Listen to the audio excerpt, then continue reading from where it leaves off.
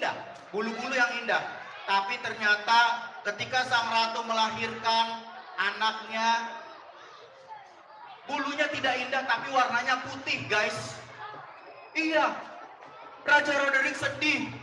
Ya Allah, kenapa bulu anak hamba putih? Dia nggak akan menjadi raja besok. Akhirnya dipanggillah pelayan. Pelayan, siap baginda raja. Coba tolong anak saya jangan pernah boleh keluar sebelum dia dilukis dengan indah. Tadi kalian ngelihat batik ya, batik bagus gak? Bagus karena dilukis. Begitu juga dengan pangeran, namanya Pangeran Potterik. Pangeran Potterik selalu ketika dia keluar dilukis agar terlihat indah. Hingga dia tumbuh dewasa, padahal Pangeran Potterik itu sebenarnya dia selalu mau berbuat baik, menolong orang, membantu merak-merak yang lain. Tapi karena dia nggak boleh keluar sebelum dia dilukis, maka dia nggak keluar sebelum dia dilukis. Tapi ketika dia sudah dilukis, dia keluar. Akhirnya, walaupun dia adalah pangeran putra raja, Pangeran Potterik nggak pernah sombong, guys. Di sini siapa yang sombong? Nggak ada ya. Siapa yang baik hati? Tunjuk tangan. Oke, bagus. Siapa yang suka menolong? Iya. Pangeran Potterik selalu menolong siapapun. Siapapun yang kesusahan, dia tolong dan sebagainya. Sampai akhirnya ketika dia dewasa, sang Raja Loderick itu sudah tua dan harus digantikan oleh raja selanjutnya. Akhirnya terjadilah upacara penobatan raja. Bagaimana caranya upacara penobatan raja itu? Upacara penobatan raja itu, merak-merak yang bulunya bagus itu naik ke panggung dan mereka memperlihatkan bahwa mereka pantas menjadi raja. Satu-satu akhirnya suatu ketika si merak-merak itu mendaftarkan diri mereka untuk menjadi siapa? Menjadi raja. Akhirnya ketika mau pemilihan menjadi raja, Pangeran Potterik, halo, oke, duduk yang rapi, lomba duduk rapi.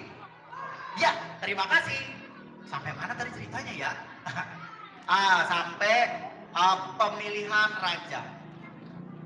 Ketika hari pemilihan raja, Pangeran Potterik mau keluar untuk mengikuti ajang pemilihan raja. Sang ajudan yang biasa melukis bulu-bulu Pangeran Potterik itu sudah siap mau melukis secantik-cantiknya, seindah-indahnya. Tapi kata Pangeran Potterik gini, wahai ajudan yang baik, kamu jangan melukis tubuh saya, jangan melukis bulu saya. Lah, terus kemudian si ajudan yang baik itu bilang, Pangeran, kenapa pangeran nggak mau dilukis? Kata pangeran, sudah biarkan, hari ini saya mau mengikuti pemilihan menjadi raja tanpa dilukis. Tapi kan kalau misalnya pangeran nggak dilukis, pangeran nggak akan bisa menjadi raja. Karena bulu pangeran tidak indah, tapi putih semua. Terus pangeran tetap saja kekeh. Pangeran nggak mau dilukis. Nggak mau dilukis. Ketika pangeran itu tidak mau dilukis, ajudan yang baik menuju ke raja dan dia lapor. Wahai baginda raja, wahai baginda raja, wahai baginda raja, ada apa ajudanku yang baik? Pangeran tidak mau dilukis. Apa? Pangeran tidak mau dilukis? Bagaimana ini? Akhirnya raja menuju ke pangeran dan dia bilang sendiri, baiklah, pangeran, kenapa kamu tidak mau dilukis? Ini adalah hari kamu. Kamu akan menjadi raja. Kalau misalnya kamu tidak dilukis, kamu gak akan bisa jadi apa-apa. Ayahanda, bukan Ananda tidak mau mentaati perintah dari ayahanda. Bukan Ananda menjadi anak yang durhaka, tidak. Tapi hari ini Ananda pengen biarkan tidak dilukis. Biarkan hamba menjadi apa adanya. Akhirnya si raja hanya diam. Dan si ratu nangis. Nangis jadi-jadinya karena apa? Sang ratu khawatir anaknya tidak menjadi apa guys? Tidak menjadi apa? Tidak menjadi apa? Raja. Anakku, kamu jangan sampai begitu lah si ratu. Tapi tangisan ratu tidak membuat pangeran berubah pikirannya. Pangeran tetap keluar menggunakan jubahnya, tapi dilukis atau tidak? Tidak dilukis. Akhirnya pangeran keluar. Dan ketika pangeran keluar, acara pemilihan raja itu berlangsung. Setiap merak keluar dengan penampilannya yang bagus, dengan bulunya yang bagus. Dengan penampilannya yang bagus, dengan bulunya yang bagus. Dedeng, satu merak keluar. Akhirnya ketika semua merak yang berbulu bagus keluar, tibalah giliran sang pangeran keluar.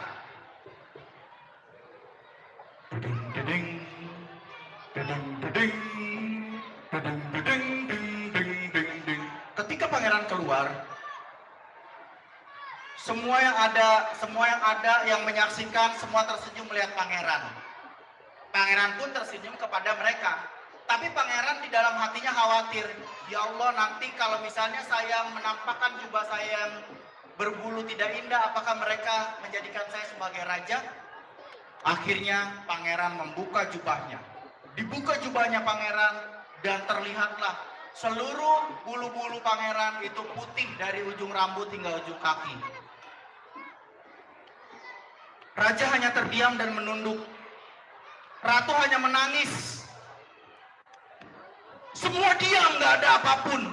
Nggak ada suara apapun, semuanya diam. Sampai akhirnya kediaman itu, kesunyian itu dipecahkan oleh sebuah suara yang mengucapkan seperti ini. Hidup Raja Putrik, hidup Raja Putrik, semoga Raja selalu bahagia. Kemudian ada lagi suara yang lain, hidup Raja Putrik, hidup Raja Putrik. Ternyata rakyat tidak melihat bulu tubuh sang pangeran yang hanya putih, tapi rakyat melihat kebaikan hati pangeran yang suka menolong dan membantu siapapun. Dan ternyata rakyat mencintai pangeran dengan apa adanya. Pangeran sejak saat itu dinobatkan menjadi Raja Merak yang baru. Teman-teman semuanya, ada nggak kalian yang pemalu di sini? Ada yang penakut di sini? Nah, kalau kalian pemalu, kalian penakut, belajarlah agar kalian menjadi orang yang berani. Kalian lihat tadi teman-teman kalian ada di depan mempresentasikan batik, terus kemudian menari, terus kemudian berkreasi dan apapun. Keluarkanlah bakat yang kalian miliki.